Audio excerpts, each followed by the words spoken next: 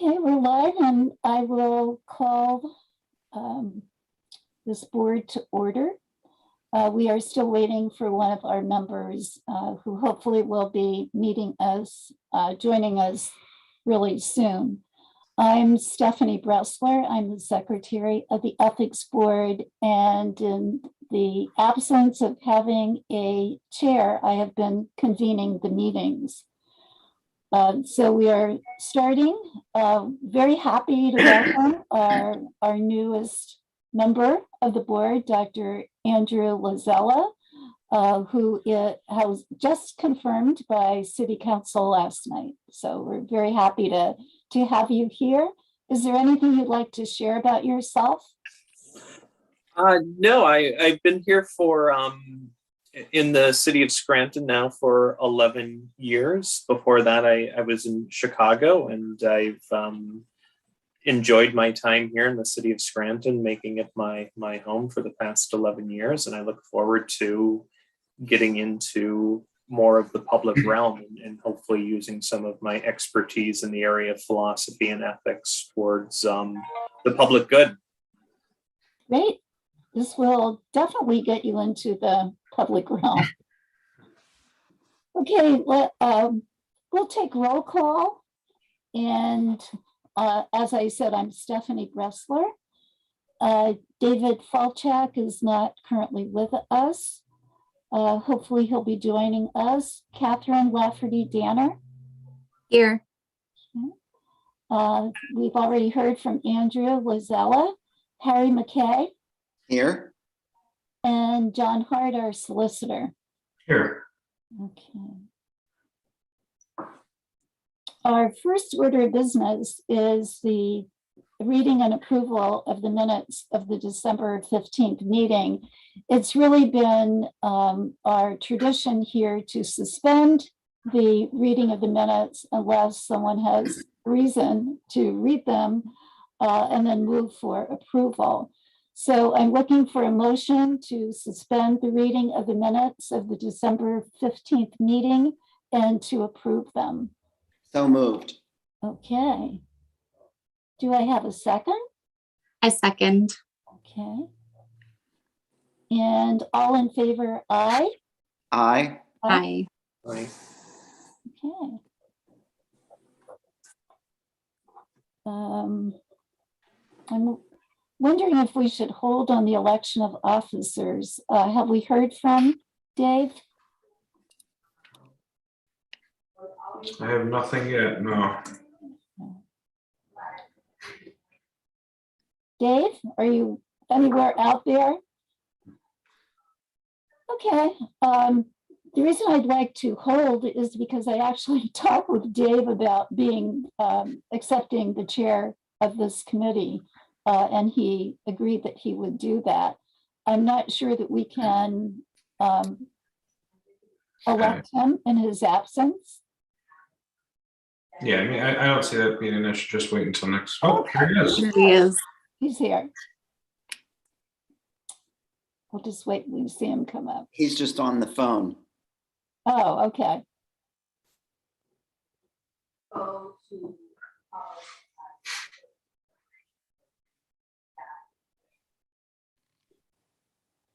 So I'll just remind everyone that according to the code, we need to meet every January for an organization meeting to elect our chair and vice chair as outlined by the code. Those are the only two elected offices required by the code. We did add a secretary's position about 2 years ago. We needed somebody to take minutes, to maintain records, to set up meetings, find a meeting space, or set up Zoom, and just make some connections with the various agencies in the city. I'm sorry, departments in the city. So we do need to elect a chair. We do need to elect a vice chair. I will continue as secretary if the board wishes that to happen. If not, I'd be happy to relinquish that role, but I'm willing to to continue in it. Also, I'm not sure we have to vote on a secretary, I think, since it's not required by the code. We also, in the past, have appointed a fiscal officer, mostly to track expenditures. I'm not sure if we want to do that again. The code also requires the designation of 2 members to the gift subcommittee. And again, those members do not have to be elected to the gift subcommittee. So welcome, David. Thank you, Stephanie. I was able to make it. Good. Okay, do we want to talk about any of the responsibilities of these positions before we vote on them? So Stephanie, could you just overview what the vice chair's role would be? Well, according to the code, the vice chair basically serves in the absence of the chair. So if the chair cannot convene and conduct a meeting, the vice chair would do that. And I don't know if we've assigned any other responsibilities. At one point, that person was responsible for setting up legal ads, but I've really been doing that. So, and I have a process set up and all those contacts. So I'm happy to continue with that. Thank you. Sure. Stephanie, while you're on that, I wonder if you would just take a minute to give a very high overview of the gift subcommittee. Okay, the gift subcommittee again is required by the code. We are to designate 2 members to serve on the gift subcommittee. The code requires all city employees and elected officials to report gifts and on a form that is submitted to the city clerk's office. Those forms are then shared with the gift subcommittee, and the gift subcommittee reviews the forms.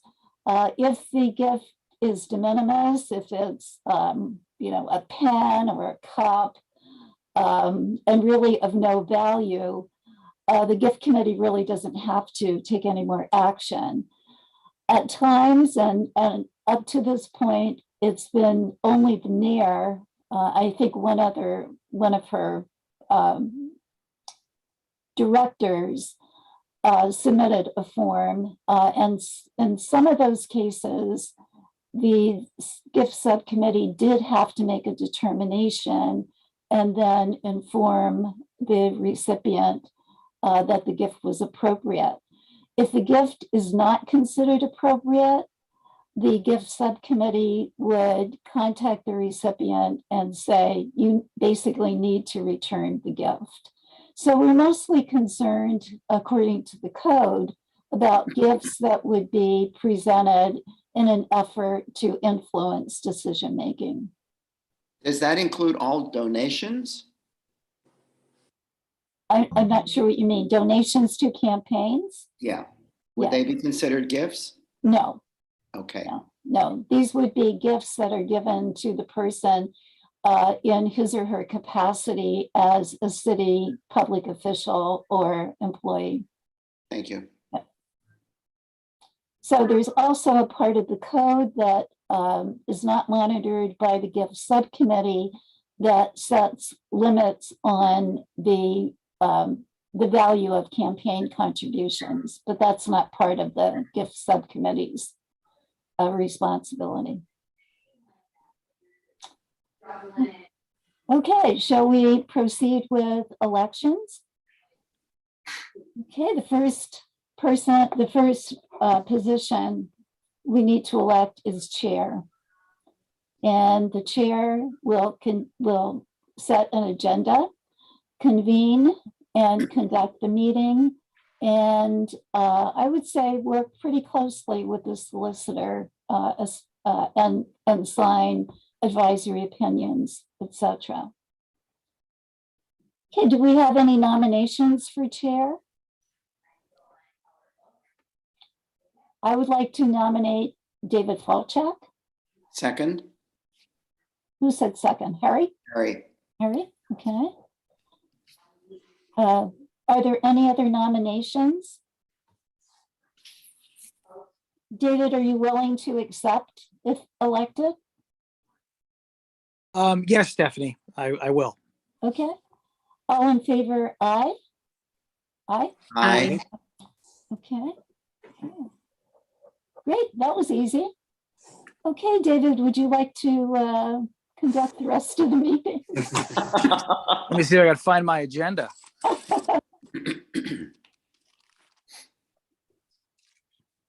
Okay. I guess next up is reports, right? No, vice chair. Oh, no, okay.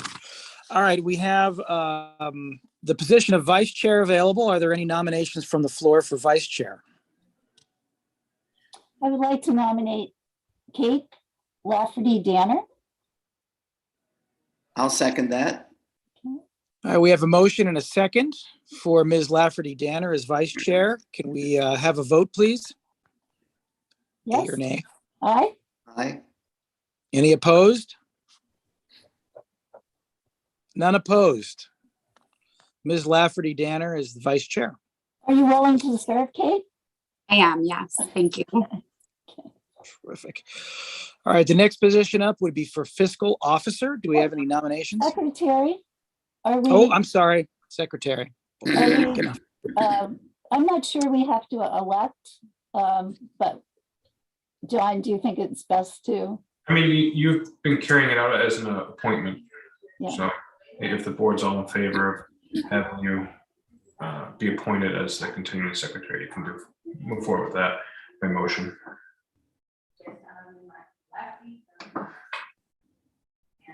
I'll make the motion that Stephanie Bressler continues as secretary. I'll second that motion. All right, can we have a vote on the motion for Stephanie to continue as secretary? All in favor? Aye. All opposed? Stephanie, thank you for your continued service to this committee. We appreciate it. And next position is fiscal officer. Do we have any nominations for fiscal officer? Do we need to vote on a fiscal officer? Do we need a fiscal officer? That's entirely up to you. It wouldn't be, you wouldn't vote on who would be it, but if you want to make a motion, just like the secretary. Was it beneficial, Stephanie, in the past to have a designated fiscal officer? What we did in the past basically was designate the appointee of the controller as the fiscal officer. But and that really was to track expenditures. Right. But I'm not sure that that's really necessary because I keep track of the approvals that we have of invoices, etc. And I can probably just keep track of that. Okay. And we could sort of look at that at our meetings. Right. Mhm. We could. So it sounds as though we are going to have the secretary fulfill the roles of fiscal officer. I don't know if we have to vote on that, but does anybody have a problem with that? Okay. All right, Stephanie, if you're willing to do it, I think it certainly makes sense. It does. And you could just make that report as part of the minutes, I would think. Right. Okay, and the gift subcommittee, are we, is that a vote or is that just a simple volunteer and appointment? Volunteer point on that. Yeah. The code says designation, so I think volunteer and appointment is good. I think Mr. McKay asked a question about the gift subcommittee. Maybe he should, are you interested, Harry? Sure, I'll volunteer. Terrific, we appreciate that. Very good, David. All right, thank you, Harry. So Solicitor, is Solicitor We need? need a second person on the. Oh, the gift committee? Who would like to join Harry on the gift committee? If I'm looking at the math correctly here, it looks like I'm the next one up. So Perfect. Okay, and I've actually been fulfilling that role for the past year or so. So I will share information with Harry and Andrew. Okay, terrific. Great. The next position, Solicitor, is that a vote? No. Solicitor, well, I think, Appointment by the board. Yeah, so it can just be a unanimous consent to reappoint. all right. Unanimous consent to reappoint John Hart as Solicitor of the Ethics Board. I say we continue with Mr. Hart. Yes. Okay. All right, it's the appointments. We all have a job to do now. Let's move on to reports. Solicitor report, John? I have nothing to report for this meeting. I did speak with Attorney Jamie Davis, who has agreed in the past to just check our mailbox at the City Hall. And she did inform me as early as this morning that there was nothing there. I did put a phone call into the investigative officer, Ryan Campbell, just to see if there were any updates on that complaint, to see whether or not there was any appeal. And I haven't heard back from him yet, but I know that if there were an appeal, he would have informed us by now. So I'll just continue it. And if I do hear back from him, I'll pass that along to everybody via email. And that's all I have right now.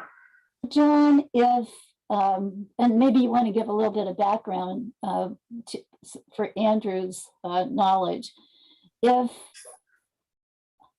How does this end? How does this process end? If the subject decides not to appeal, do we then still issue a final order? So hold on one moment. No, we would only issue a final order if there were an evidentiary hearing. Otherwise, we adopt the findings report by the officer. Okay. And who and how would we determine any kind of penalty? Once that appeal period expires, we will get the findings report, and then that is up to the board. Our code has several types of penalties that can be imposed. That is really left up to your discretion. Is that the point at which the board, it's revealed to the board what the complaint is? Yes. Yep. And yeah, if you look at section 7 under penalties, there's numerous. There's admonishment, public censure, recommendation to the mayor, referral to any appropriate agency. That's if the matter might have been criminal in nature. But it's also, it's also to the investigative officer. If he finds or she thinks that there's anything criminal, they can independently go to that type of federal or state agency. There can be a fine imposition not to exceed $1,000 per violation, administrative fine to defray any cost or expense of investigating a violation, which it seems like would be the most practical, because obviously it's costing the taxpayers a good deal of money to carry out these investigations. Not as much as we, I think, worried about. Is that right, Stephanie? But it was within the budget the first time.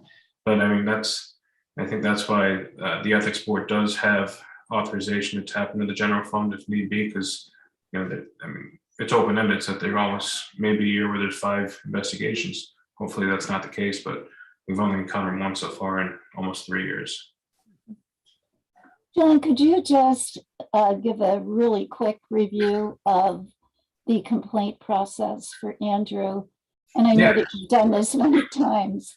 Yep, let me pull it up just so I don't miss out on anything here. All right, Andrew, and I would address your attention to our code. Section 9 has the complaint investigation procedure. Anybody, any person may file a complaint. Typically, it's somebody within the city. That's it could be a citizen, but typically it's a member of the city, whether they be an official or an employee. They have to reasonably believe the existence of facts upon which the claim is based, and reasonably believe that the complaint may be valid under the ethics provision of this code and city charter. So if you want to file a complaint, it is the form is on our website. The one thing, Andrew, as you can imagine, is it has to be notarized. It's an affidavit essentially, and that kind of weans out anything that might be frivolous or meritless. Once we have it set up so it's pretty independent. So once there's a complaint filed, that would be sent to our PO box. It's at the it's located downtown, and then we do have an investigative officer whom we've appointed in the past, and she's agreed to just check our mailbox every month. Her name is Jamie Davis, and with our, just for an example, for our very first complaint, she notified me that upon reviewing the initial complaint, she saw that she was conflicted out. She must have known one of the parties, whether it be the complainant or the target subject. So then we had to, at a very late hour, I think at that time, we had to find somebody else that'd be willing. It has to be an attorney and a member of Lackawanna Bar. So we did find somebody else. His name was Ryan Campbell, who agreed to handle that matter. Now we did review, and like in Reading, they do have like a list of a couple attorneys for that issue. So I mean, we had a trial by fire to figure that one out. But Ryan Campbell took on the very first investigation, and they have a very independent discretion from the board. The board doesn't get to review any of the information yet in the complaint. It's really solely based on that independent officer, and they would first make an initial determination through a preliminary investigation to see whether or not it has merit, and if it's frivolous, they just dispose of it. And now it's obviously, it can't be a rumor, bad rumor spread or anything like that. If they do think that, so I think they have 60 days to complete a preliminary investigation. And if it takes them longer, and maybe they need to get some more information, they can just keep seeking 30-day extensions of time. At the conclusion, they have to make a determination whether or not they are going to go into a full investigation. At the full investigation, that takes them quite some time, and I think for our case, it was almost over a year. We ran into an issue at first with their investigative officer and trying to get records from the city. So I did work with him procedurally to put together a subpoena process, because the board does have subpoena power. And I just want to remind you, it's completely independent from the city. So he was able to obtain information that he needed. I think he also conducted interviews with both the complainant and the subject.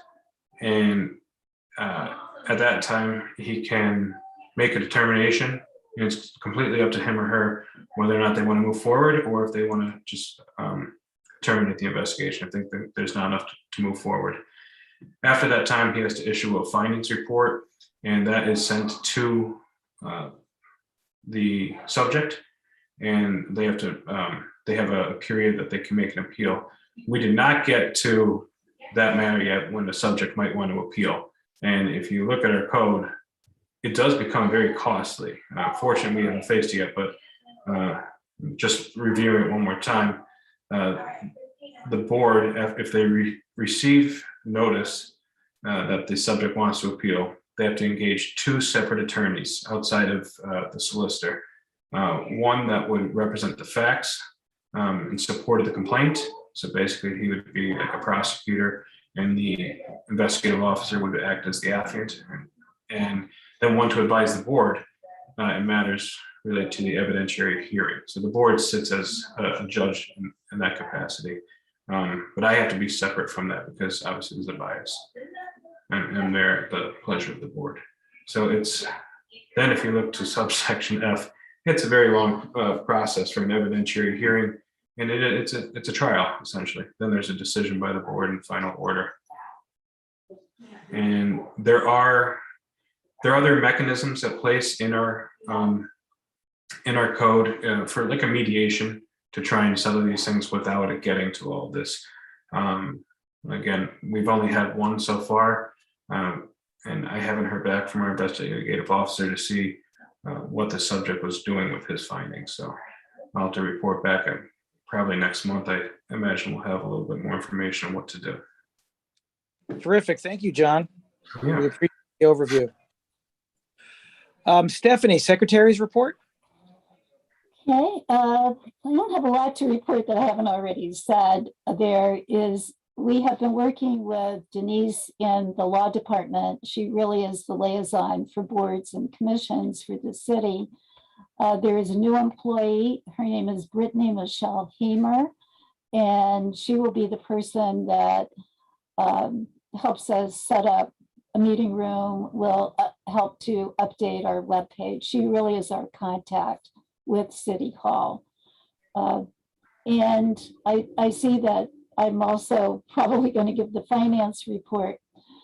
We were really happy that the investigative officer's invoice seemed to be reasonable, and we approved it in December. And I notified the business administrator's office that we had approved it. Unfortunately, it could not be processed in this year's budget because our investigative officer, neither he nor his law firm, are registered as vendors with the city.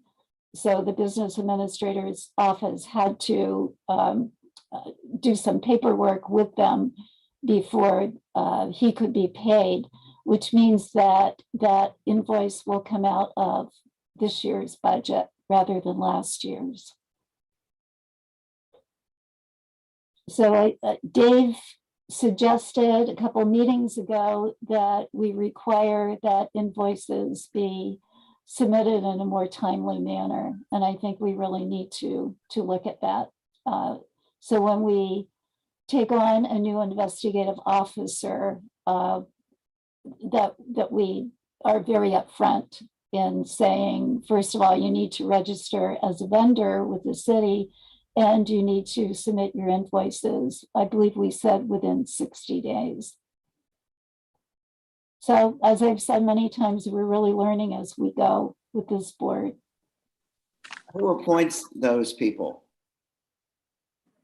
The investigative officers, Yes. the board does. So before we even appoint somebody, could we ask them if they're registered with the city? Yes, we should. Yep. And they don't have to be ahead of time, but if we appoint them, they really Right. need to But do now we know that it's something we have to keep in mind. that. Right. Okay, great. And who would handle gift subcommittee report? Well, I've been handling that. We have not received any forms, any gift reporting forms since the last meeting. Okay, thank you. And under other business, the ethics quick guide. I included the ethics quick guide under other business. I put together a draft a couple of months ago, and we basically tabled moving on it until our January meeting. So here we are. I should have sent it to everyone. It's a trifold brochure, and it is an effort to address the requirement of the code that we educate employees and the public on the code itself. So I think at this point, we need to decide whether we are going to continue with this project. Kate had looked at it, basically proofread it, and I don't know if you're still willing to do some format work on it, and then we can, if we want to go forward with it. So I can definitely do some more formatting work with it. I'm so sorry. I meant to have it done before our January meeting. My heat has not been working since Friday, so that really put a little bit of a wrench in my weekend plans to do that. So I can definitely get that done by our next meeting in February. But Stephanie, I mean, otherwise, I think it's good to go. The content's great. Everything's nice and proofread. It was just a matter of kind of putting, some, different formatting on it. So. Yeah, the idea is that we could provide it to all city employees. Currently, city employees do sign off on having the code, but realistically, I'm not sure many city employees are reading the code, and if they are, it might be difficult to understand. So this is more of an educational piece to say, simply, this is what you have to do and what you should not do. Terrific. Well, Stephanie and Catherine, thank you for your ongoing efforts on that, and we'll look for that in February. Okay. Public participation. Is there any sign of public participation? Yeah, Dave, yeah. I have an item under other business. Oh, I apologize for that. Yes. And I think this is probably for John. Before being appointed to this board, I have on occasion contributed to the campaigns of people, elected officials. Am I reading the code correctly, John, that I may no longer do that now that I'm on this board? Correct. Yes. Okay. Yeah, no support in any political campaign. Okay, that's what I thought. Just wanted to run it by you. Thanks, David. And it's only Sure. it's only for campaigns for city office. Right. Say what? Campaigns city. for city elected office. Mhm. So you're free to contribute to campaigns outside of the city, people running for county or state offices. Oh, okay. Yeah. I assumed that, yeah. Yeah, no, it could get a little interesting, John, if a current city office holder, let's say a member of city council, runs for another position outside of the city, like state representative or county commissioner. So I'd review the code. I just want to make sure we have all the language precise on how they say you've precluded. But I mean, I'm in an abundance of caution. I would always say avoid it. It's not even just whether or not it is a conflict or anything like that, but the propriety of it. You don't want to have you don't want it to look bad. And that would raise questions, I think. If you are out there supporting one individual who currently has a position with the city, I would avoid it. Okay. Yeah. It's a great point, Harry. Thank you for raising it. Thank you. Back to public participation. Okay. We have not received any comments or questions via our email. Okay, and our meeting dates and times for 2022, I guess we are teeing up for a February meeting, but I would like members of the committee to consider switching to a every other month, 6 time a year cycle. What are the implications for that, John? Do you know? I'm sorry, can you repeat that? I was just reading the provision of the code again.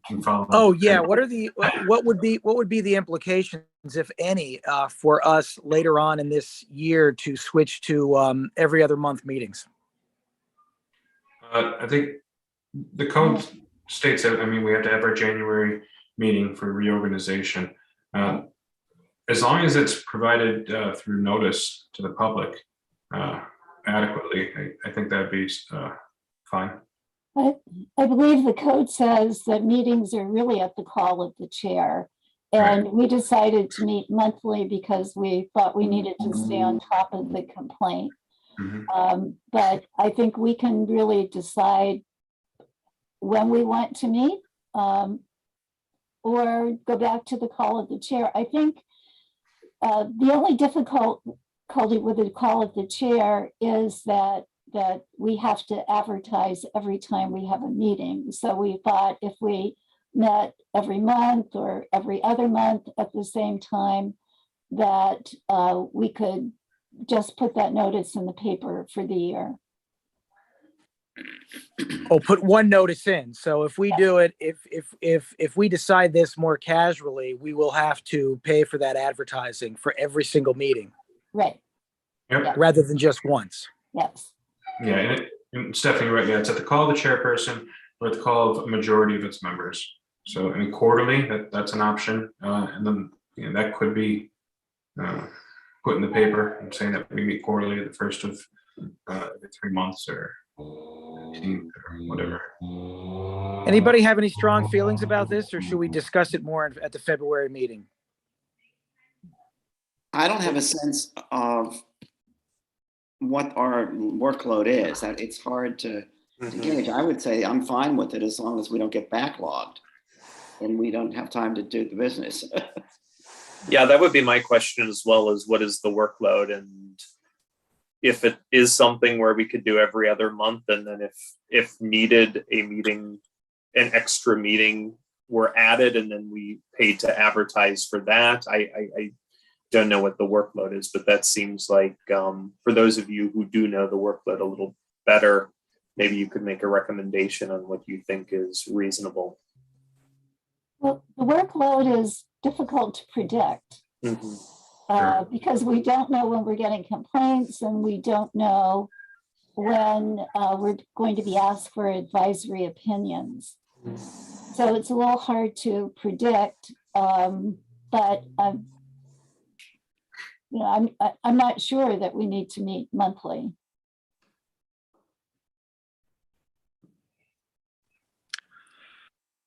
Well, the question is, if we're going to switch to every other month, when do we start? Do we start now? Do we set the next meeting date for March?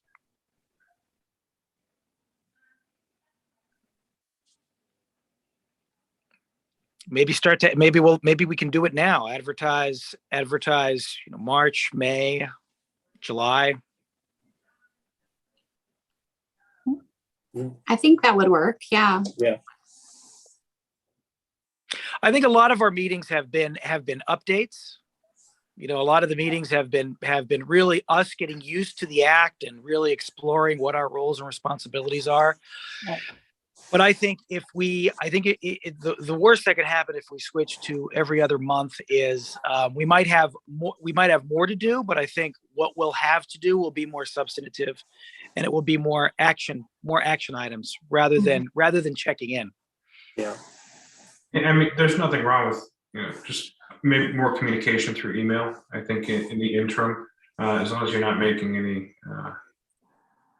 any order of business that has to be public, you know, there's no reason why you can't just communicate, I think, through email. And then as things develop, you'll have it with us and put together your agenda for the next meeting, and that's when you can make decisions on everything. Okay, great. Hey, and how does everybody feel about meeting on the third Wednesday? That's what we're at right now, correct? Yes. Anybody else have a problem with Wednesdays besides me? The only difficulty in changing the day and the time is when we are doing Zoom sessions, that time slots are not always available. And currently this is our time slot and it's reserved for us. But we could, if we wanted to change, I certainly can check and see if there's another day or time. There are other boards and commissions and of course, city council meeting. It's not just meeting via Zoom. Some of those are also broadcast on ECTV, even if they're in-person meetings. Okay, well, if the day and time is not an issue for anyone else, it won't be an issue for me either. Okay. So I don't have a calendar in front of me. What would that make the next meeting? March what? The 16th. Oh wait, I'm sorry. Also the 16th, yes, March 16th. 16. Great. That date may be an issue for me with travel, but I can I get back to everyone over email about, or do we have to decide that now? I think If you have to be away, you have to be away, you know? Yeah. There's a chance I might be at a conference out of town. That's understandable. It's not an issue. And we need 3 people for a quorum. Okay. Okay, anything else on the schedule for the remainder of 2022? So are we just setting the March meeting or are we setting the rest of them? Well, it would get given that we want to be consistent, I think we should continue for the rest of the year, 6 p.m. on the third Wednesday, Okay, whatever that may be. All right. So I should place a legal ad to that effect. Yeah. Okay. And I like that. And if John can keep us informed, you know, in the middle of those meetings, I think if we have to, if circumstances are such that we really need to have a meeting, I think we can do that. Yep. All right. All right. Anything else before we move to adjournment? welcome, Andrew. Thank you. Welcome, Andrew. And you know, it's amazing that I have somehow become one of the more veteran members of the board in a relatively quick time. But I do want to. I'm going to be counting, you know, of course, heavily on Stephanie and her experience and commitment to the ethics board, and also John for his wise counsel and his service to the ethics board as well. And everyone else, you know, we have a full complement of people now, and I'm really glad you're here. And I hope that, you know, that all of us can continue to be engaged, and we can continue to fulfill the obligations of the Ethics Act. Great. Who did you Thank you. replace? Who did Andrew replace? He replaced Matt Meyer. Matt, okay. Yes. So Right. we will need to update the web page. And I also noticed that Dave's reappointment is not updated on the web page. And so you're going to be serving until August of 24? August 24. Okay, I'll make sure that's updated.